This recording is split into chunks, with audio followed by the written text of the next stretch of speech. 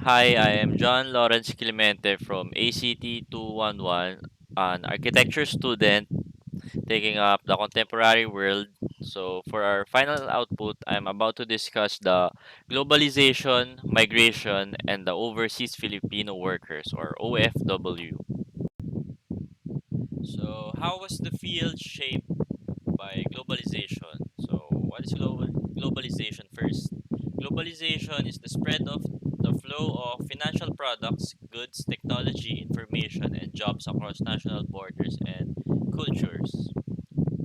So, globalization, as it is the expansion of social relations across the world, different countries have become deeply interconnected economically, socially, and politically as if it is already a borderless world. Globalization, as it is a simultaneously seen as a technological and political process. Wherein technological revolutions have radically reduced the cost of air travel and communication over increasingly long distances. So, for technological revolutions, facilitated migration along increasingly diverse geographical pathways is threefold. First, technological change has lowered the resource constraint on mobility, the threshold levels of wealth required to move, by bringing down the cost of travel and communications. Second, it has strengthened migrant networks and transnational ties by making it easier to stay in touch with family and friends, to remit money, and to travel back and forth between destinations and origin countries. Third, increased literacy and education alongside improved access to global information through satellite, television, mobile phones, and internet seem to have increased the people's aspiration and awareness of the opportunities in previously unknown countries. Combined, these processes seem to have increased people's capabilities and aspirations to migrate. Globalization paved the way for the overseas Filipino workers as they increased the spatial mobility of people, which manifests in the growing number of migrant workers from developing countries like the Philippines. The dynamics of the global economy have changed as a result of globalization in a borderless world where interstate and interregional trade are crucial to a country's economic success. Economies have become intertwined and interdependent. This phenomenon, it opened the door for the Filipino workers and professionals to have the opportunity to work and gain salary abroad as countries started to accept foreigners to work in their own country, to move within countries and across borders, looking for better employment opportunities and better lifestyle. So, moving on to the positive and negative effects of globalization, let's start off in the positive effects. So, for me, globalization, migration, and the opportunity of Filipinos to work overseas is like a double edged sword because it has its own set of positive and negative effects to the Philippines and its economy. So, to start the positive effects of globalization, this opportunity opened a lot of jobs and more chance of employment to our fellow Pinoys here in the Philippines and in abroad as overseas workers send about $10.7 billion back home to their families, which in return helps the Philippine economy as it opened the economy to foreign trade and policy. Economic globalization affects the number of jobs that are available in different countries and sectors. Second is it improved household incomes. As globalization increased household incomes, whether it be a single source income or as a supplement to existing domestic incomes, form a large portion of fixed monthly income of many Filipino families. Third is it improved standard of living. It improved the standard of living as those remittances are being used mainly to improve their family's standard of living here in the Philippines. The higher the remittance, the more impact it has on household consumption. Fourth is improve purchasing power. As their standard of living improves, it means the quantity and quality of products they buy from our local merchants improve as their purchasing power also increases, which allows them to maximize domestic consumption. And lastly, the multiplier effect.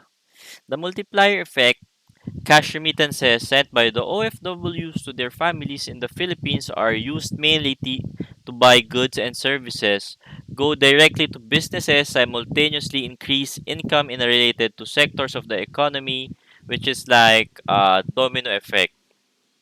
Then, to sum it all up, uh, The economic the economic growth of economies has increased consumerism and eventually demand for products services, which led to an exponential increase in the production and job opportunities, which improve our economics too. So moving on to the negative effects of globalization. First is brain drain. Brain drain is what our country is suffering from nowadays, as skilled workers and professionals like doctors, engineers, scientists, teachers, nurses, architects, and many more most of the time resort to move abroad in order to get better opportunities, larger salaries, better lifestyle, or to be able to sustain their family here in the Philippines, which in return, we are losing a lot of local talents for our own country's progress and development. For example, the newly licensed nurses most of the time prioritizes to work abroad rather than here in our country because they don't earn that much. So they resort to moving abroad because our rate for nurses here is too low, and compared to the other country which they will gain massive amount of salary.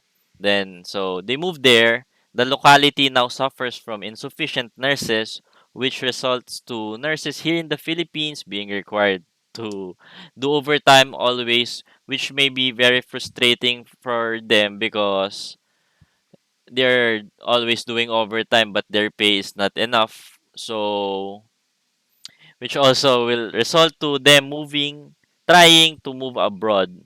So, what about us, our country, our hospitals? We'll be left in our country to diagnose our medical problems and successfully treat our illness and injuries if all our professionals starts to leave us. Second is domestic abuse. The physical risk of OFWs who might experience overseas domestic workers physical abuse, also exploitation by their employers, which is very risky. As we all know, there are a lot of physical harm or reported domestic violence in our news. So in 2020, nearly 5,000 cases of maltreatment of overseas Filipino workers had been reported. The majority which came from the Middle East with 4,302 cases. About 560,000 overseas workers were deployed from the Philippines in that year. Also, the illegal recruitment and the landing in jail for crimes they did not commit. Third is the lack of emotional support for the people left behind, which is a key issue faced by families who has members working overseas, especially when it's their parents, as parental absence, which often translates into lack of emotional support for their children that eventually negatively impact their latter's welfare.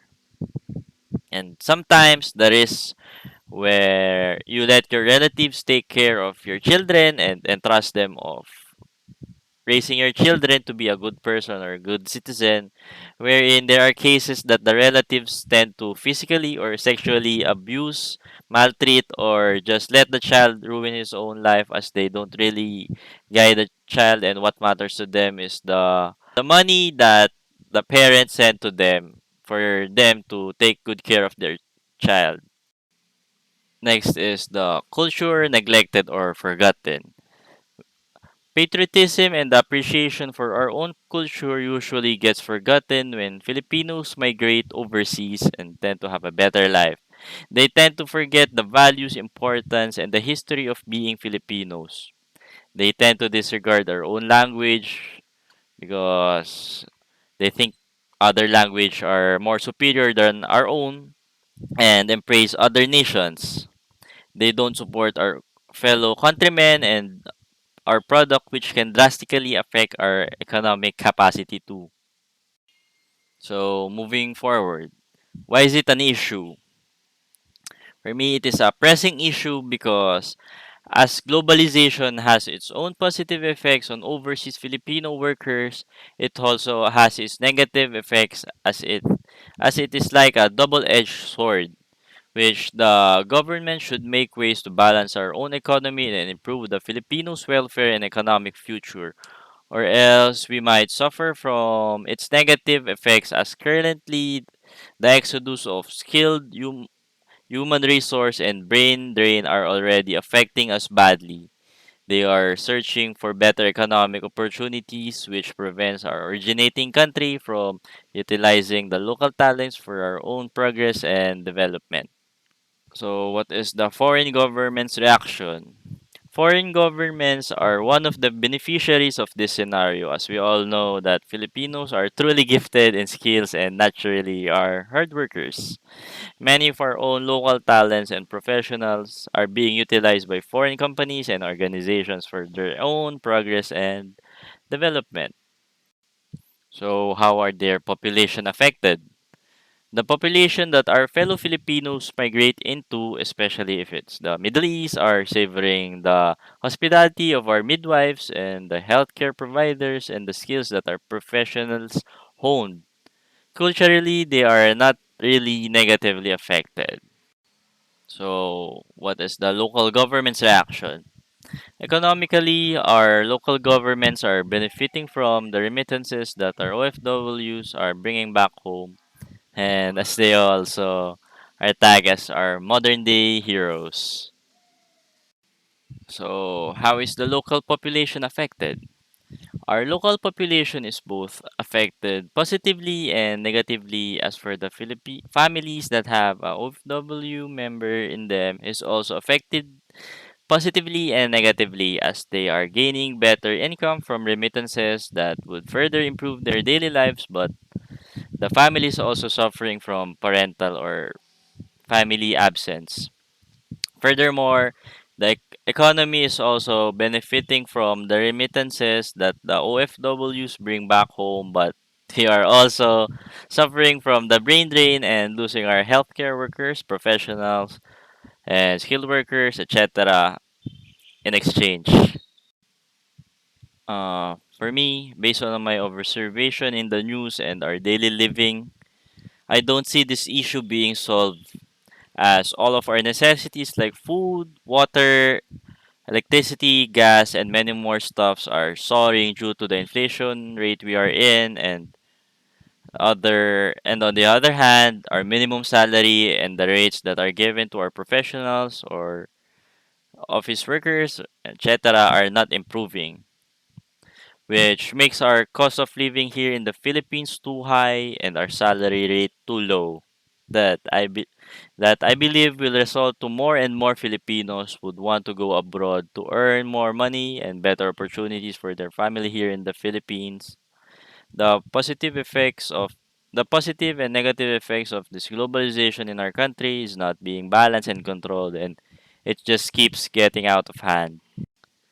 How will globalization further affect the issue? Globalization will just further intensify the positive and negative effects of this issue as it is already a borderless world and moving across countries can always be a choice. While our country is not doing something to further improve our way of living here in the country, it will just keep going out of control. So again, I am John Lawrence Clemente and that's all for my presentation. Thank you for listening and God bless.